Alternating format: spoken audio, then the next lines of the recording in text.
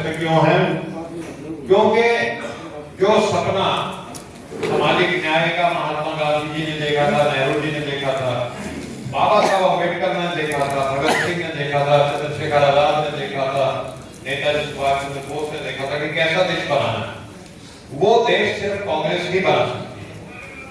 और कांग्रेस अपनी जद्दोजहद में एक अधिवेशन जैसे होते रहते हैं कांग्रेस के, कराची में एक अधिवेशन हुआ था 1931 में, और उस अधिवेशन में 31 मार्च 1931 को कांग्रेस के अधिवेशन में एक प्रस्ताव पास किया था कि हमारा देश जब भी आजाद होगा तो इस देश में हम एक संविधान बनाएंगे, तुम आज होने दो, और वो संविधान ऐसा बनाएंगे कि उसमें सबको बराबरी का हक होगा, चाहे वो किसी भी जाति से हो, चाहे वो किसी भी धर्म से हो, चाहे वो गरीब हो, अमीर हो, शिक्षित हो, अशिक्षित हो, महिला हो, पुरुष हो, सबको बराबर अधिकार। तो ये 1931 में इंग्लैंड अमेरिका में भी महिलाओं को बराबरी का हक नहीं था, ठीक है।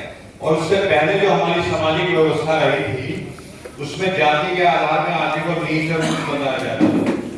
तो ये क्रांतिकारी प्रस्ताव था, ये प्रस्ताव हो, जद्दोजहद चली, कुर्बानियां दी गई, 15 अगस्त 1947 को देश आजाद हो गया। जब देश आजाद हो गया तो बात आई कि जो 1931 में पार्टी ने प्रस्ताव पास किया था, अगर वैसा अपने स्वतंत्रता सेनानियों के सपनों का भारत बनाना है तो हमें एक अच्छा संविधान बनाना पड़ेगा। तो कांग्रेस पार्टी में इसके बैरिस्टर थे, नेहरू जी खुद बैरिस्टर थे, राजेंद्र प्रसाद जी थे, सरदार पटेल थे, लेकिन महात्मा गांधी ने तब एक बात कही कि संविधान वो बना सकता है जिसको न सिर्फ ज्ञान हो, जो कमजोर से कमजोर भारतीय के दर्द को समझे, वो ही अच्छा संविधान है। और महात्मा गांधी ने कहा कि उसके लिए बाबा साहब भीमराव अम्बेडकर जी से बेहतर कोई व्यक्ति नहीं हो सकता। तो आजकल आप पार्टीबाजी देखते हो, मान लीजिए कोई इस तरह की चीज बनानी हो बीजेपी को, और उन्हें पता लगे बीजेपी में इतना बढ़िया आदमी नहीं, तो क्या कांग्रेस को मौका देगी बीजेपी? नहीं देगा, कभी भी नहीं देगी, कभी तो दूसरी पार्टी में क्यों दे मौका। लेकिन बाबा साहब उस समय अलग पार्टी चलाते थे, शेड्यूल कास्ट फेडरेशन, जो कमजोर वर्ग की दलितों की बात करते थे। तो महात्मा गांधी जी ने, नेहरू जी ने उनसे अनुरोध किया कि बाबा साहब, लोग तो डॉक्टर अम्बेडकर बोलते थे, बाबा साहब तो हम बोलते हैं, तो उन्होंने कहा डॉक्टर अम्बेडकर आपको देश हित में, राष्ट्र हित में ये जिम्मेवारी लेनी पड़ेगी।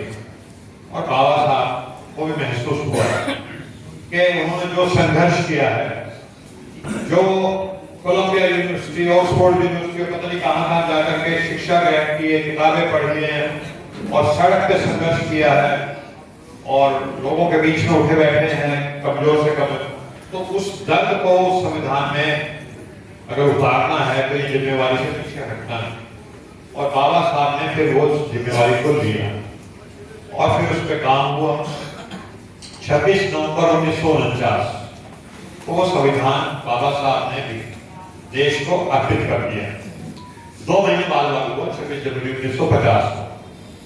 तो उससे एक दिन पहले बाबा साहब ने 25 नवंबर 1949 को अपना भाषण दिया था पूर्व संध्या में, और उन्होंने कहा था कि संविधान लागू हो जाएगा, हर व्यक्ति को एक वोट मिल जाएगा।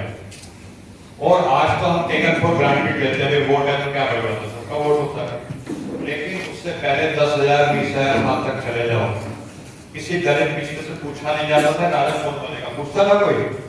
जिसके हाथ में तलवार होती थी, जिसके हाथ में भाला होता था, छाती में घोंपता हुआ तलवार, पेट में घोंपता हुआ, गर्दन काटता हुआ बच जाता था राजा।